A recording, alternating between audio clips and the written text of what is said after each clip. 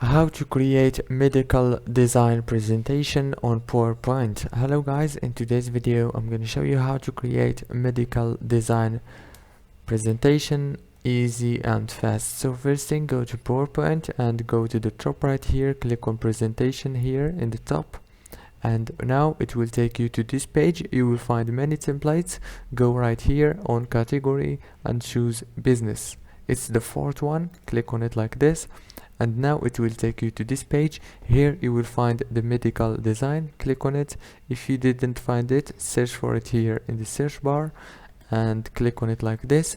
Now click create and wait a few seconds. Now right here you can change anything you want. As you can see, you can change the text now to media.